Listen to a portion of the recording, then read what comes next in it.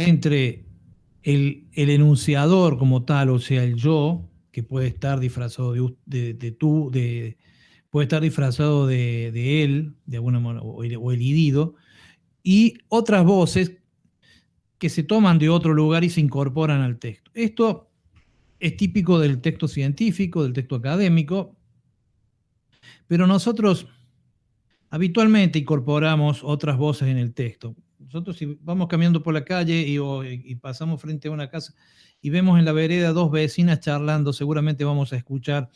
Y entonces él le dijo que ya no la quería y que se iba a ir a la casa, entonces ella le tomó los chicos y se fue a vivir a la casa del mar. Y él la llamó y le dijo que volviera porque si no podía vivir sin ella. Bueno, ese tipo de charla de vecinos, eh, ya la vecina incorpora. Y entonces yo le dije, y ella me dijo, y me contestó, y yo le contesté, ¿no? O sea, ese tipo de frases típicas de cualquier conversación ya incorporan otras voces.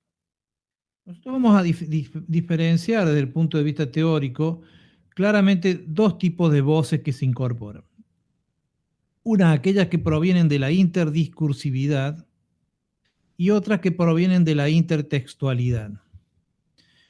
El discurso es el que circula en la sociedad y cuando hablamos de interdiscursividad hablamos de aquello que se dice. Eh, la interdiscursividad no tiene una trazabilidad definida. Vamos a incorporar, por ejemplo, si yo digo viento norte, sur oscuro, aguacero seguro. Bueno, esa es una frase que se aprende en el campo, para, sobre todo en el norte, para, bueno, porque no tiene, sobre todo cuando no se tiene el pronóstico del tiempo, ¿no? Cuando no se tenía el pronóstico del tiempo. Y se ha ido transmitiendo de generación en generación. Está en una forma de verso porque es de transmisión oral. A eso lo llamamos interdiscursividad. Si alguien me pregunta quién inventó esa frase, y no lo sé, nadie lo sabe porque surgió alguna vez, es imposible encontrar su lugar original. Mientras que eso es la interdiscursividad. Los discursos que circulan y no se sabe muy bien de quién los inventó. En cambio, la intertextualidad refiere a un texto específico, un texto que se puede trazar y que está claramente definido.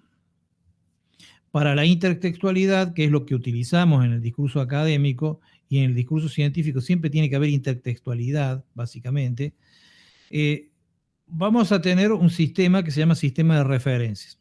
El sistema de referencias lo vamos a trabajar en las últimas clases y vamos a ver cómo se cita, cómo se efectúa la trazabilidad del origen de la información, etc. Esto es muy importante, de dónde viene la información.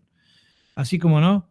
Como el tema del vino, ¿no? El tema del vino, vieron que ahora el vino se envasa en origen, porque si no antes venía el vino venía en los cepelines de los trenes, venían el vino y después acá Lucchesi o Facundo lo mezclaban, acá digo, en el norte, en Buenos Aires, en Córdoba.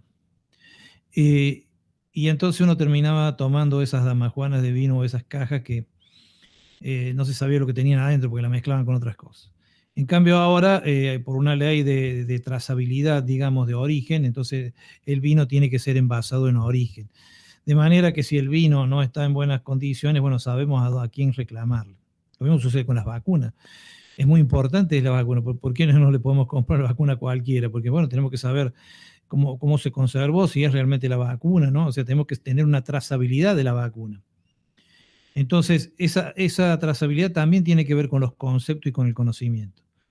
En lo académico y lo científico es muy importante saber quién lo dijo, de dónde viene, dónde está escrito, dónde está registrado lo que se dijo. En cambio, en la vida común nosotros solemos apelar a una interdiscursividad más o menos aproximada. Bueno, alguien me dijo, ¿no? La diferencia clara entre los testigos, si es un testigo de hecho o un testigo de dicho. Yo vi lo que pasó o escuché que me contó la vecina que le dijo el primo de su tío lejano qué pasó. Entonces, estas diferencias son muy importantes. Saber, bueno, en la justicia, por ejemplo, es muy importante saber si se trata de un testigo de hecho, del hecho o un testigo de lo dicho. Entonces, ¿lo vio o le contaron? ¿No? Entonces, claramente en la universidad vamos a poner el acento en la trazabilidad. Es uno de los rasgos más importantes. El texto académico y el texto científico comunican una investigación, comunican un descubrimiento, comunican algo nuevo que se ha descubierto. Por ejemplo, ahora que se ha descubierto que el virus es más un virus vascular que un virus pulmonar, por ejemplo. Entonces, ese descubrimiento se lo comunica. Ahora, esa comunicación a la vez tiene que tener una trazabilidad. Alguien se tiene que hacer responsable de esa comunicación. Si después resulta falso, bueno, el prestigio de aquel que comunicó se va a desplomar y por lo tanto no le vamos a creer más nada. Entonces, claramente esto es muy importante. Para esa trazabilidad, recuerden que existe el sistema de referencias bibliográficas, tanto de publicaciones digitales, publicaciones de revistas científicas o de libros por editoriales, ¿no? Básicamente eh, hay los textos que circulan son o textos de revistas digitales, como habrán escuchado hablar de Lancet, por ejemplo, pueden ser informes que no han sido publicados, pero que son certificados, firmados por determinada autoridad, o pueden ser libros que se publican por editoriales. Entonces acá vamos a tener la editorial de la revista, vamos a tener la editorial de los libros como responsables de ese material que se está publicando y que de ese material, bueno, ha sido certificado por el autor, etc. Muy bien. Esto es muy importante y vamos a trabajar las formas de introducir otras voces. Recuerden que las otras voces son una especie de puesta en escena donde el enunciador genera un efecto dialógico, o sea, dialoga con las otras voces, ya sea para apoyarse en las otras voces o para criticarlas. Las dos, cuando se genera, por ejemplo, una argumentación dialéctica, el enunciador introduce otras voces y a veces es para criticar. Esto es muy importante porque a veces leemos el texto y vemos una cita o una frase y pensamos que eso es lo que el autor dice, y no, eso es lo que el autor critica muchas veces. Entonces hay que tener en cuenta este tema porque entonces podemos incorporar un concepto al revés. El autor puso eso para decir esto es lo que no es verdad y nosotros lo tomamos como verdad. De allí es que hay que estar muy atento cuando uno lee un texto y cuáles son las voces que están dentro de ese texto, cuál es el enunciador y cuáles son las voces traídas de otros textos. Muy bien. Las formas que se pueden utilizar de la introducción de otras voces en un texto, en los textos académicos son básicamente el estilo directo, el estilo indirecto, parafrasear. El estilo directo es cuando uno corta una frase, la introduce y no le produce ningún cambio, le pone comillas si tiene menos de 3 oraciones. Si es más extensa, se coloca con un tabulado, sin las comillas, pero a veces con una letrita más chica, pero tabulada con respecto al resto del texto. Por ejemplo, si es un párrafo completo, o 2 o 3 párrafos. Generalmente se considera que un texto no tiene que tener más del 10% de otras voces, ¿no? O sea, porque si no ya se consideraría un plagio. Muy bien. Y estas voces tienen que estar referenciadas. O sea, si uno toma un texto no puede decir que es propio, sino que tiene que decir de dónde lo saca. Las otras formas, aparte del estilo, el indirecto, en cambio, introduce el relativo que y produce un cambio en los verbos, ¿no? Se pasa a la tercera persona. Dijo que. Y los verbos pasan del presente al pasado, por ejemplo. O sea, se modifican el tiempo verbal. Y también el modo verbal.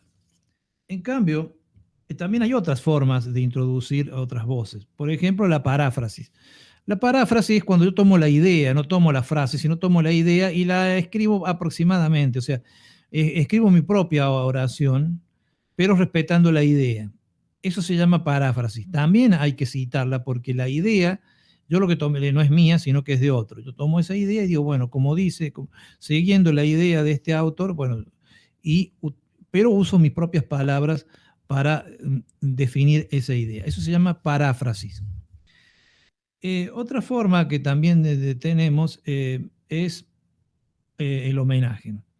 El homenaje es cuando son frases muy conocidas, o sea, que ya no hace falta referenciarlas porque se supone que todo el mundo las conoce. Por ejemplo, si yo digo, solo sé que no sé nada, se sabe que según Platón, esto fue una frase que dijo Sócrates, ¿no? Recuerden que Sócrates no escribió nada, por lo tanto no tenemos referencias acerca de lo que dijo. Pero eso entonces vendría a ser como un homenaje, en el sentido que es una frase que se sabe, por ejemplo, ¿no? O por ejemplo, si yo digo, como dice Hamlet, ¿no?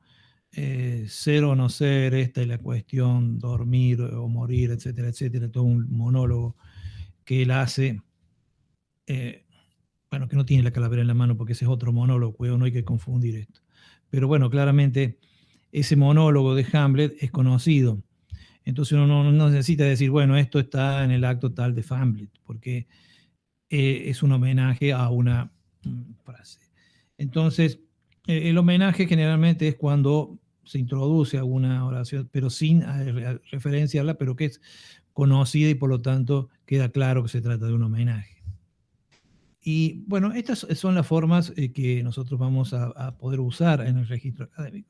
Hay dos formas que no podemos usar en un registro académico o profesional o científico, pero que sí se usan en literatura, incluso también en periodismo, que son la parodia y el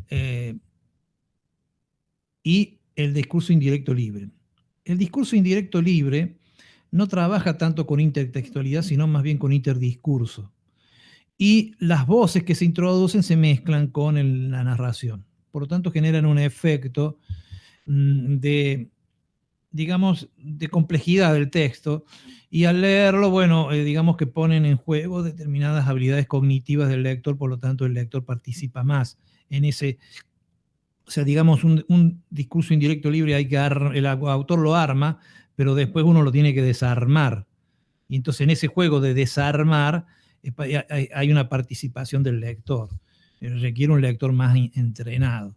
Pero eso es propio del juego de la literatura. Por ejemplo, un autor típico que usaba mucho el discurso indirecto libre es Julio Cortázar, ¿no? Con esta idea de la literatura como juego. Y otra forma, la parodia busca destruir el texto que se parodia, ¿no? Bueno, una parodia que nosotros hemos conocido en los últimos tiempos es de estos textos bueno, que escribió Pedro Saborido, ¿no? Peter Capusotto, los videos de Peter Capusotto juegan claramente con la parodia. La parodia busca destruir al texto al cual hace referencia. Se opone en lo opuesto. Por ejemplo, una parodia de la literatura es El Quijote, que el Quijote buscaba destruir un género muy, muy contaminante, que era las novelas de caballería, ¿no? Que de alguna manera le perforaban la cabeza a la gente, o sea, ¿no? Porque presentaban un mundo fantasioso y como si fuera real, etc. Entonces hay una fuerte crítica a la novela de caballería en el texto del Quijote. Entonces hace una parodia de la novela de caballería. De lo mismo que también hace una parodia de algunos géneros de la época, ¿no? Como la novela campestre, no es la novela, bueno, que era una novela romántica del campo, etc. Bueno, entonces este tipo de crítica a la pastoril, la novela pastoril. Entonces hay una parodia y hay una crítica. La parodia es propia de la literatura y puede ser propia del periodismo, pero no de los géneros académicos y los géneros científicos. Muy bien, es un poco lo que vamos a trabajar. Este es un tema que vamos a profundizarlo más adelante, porque claramente después vamos a ver cómo funciona el sistema de referencias y lo importante que es que ustedes tengan, por ejemplo, noción de dónde provienen los conceptos fundamentales. Recuerden que ustedes en esta trayectoria que hacen como una carrera de grado, que en su formación inicial para una profesión, es importante que incorporen a algunos autores que son la base de su carrera y que incorporen sus textos. Entonces, tener una referencia de cuáles son esos textos es parte del trabajo. Muchas veces nosotros cuando hacemos una carrera sacamos un montón de fotocopias y después esa fotocopia termina la carrera y las tiramos.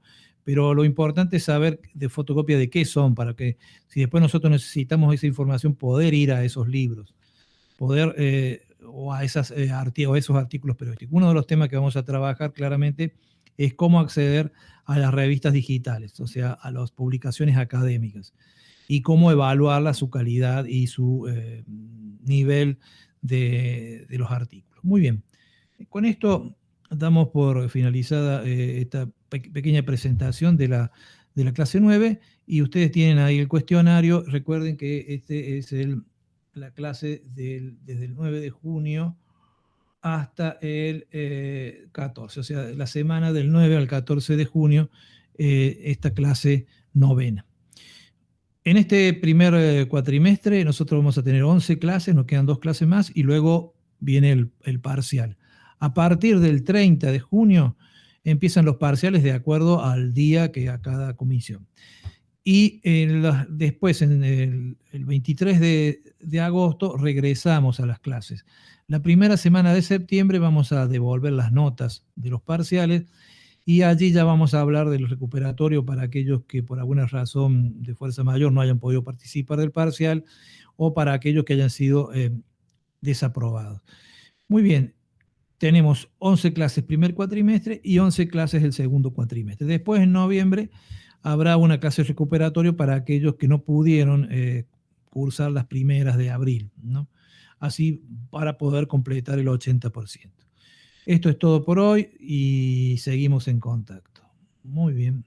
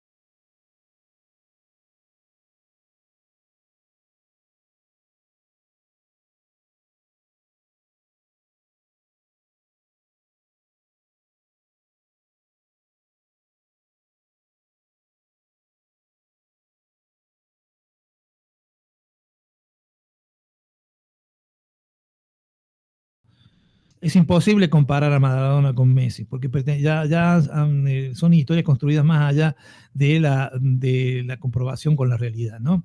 Entonces, y después tenemos el logo, donde el concepto es cerrado, tiene un solo significado, y básicamente está fijado en la escritura.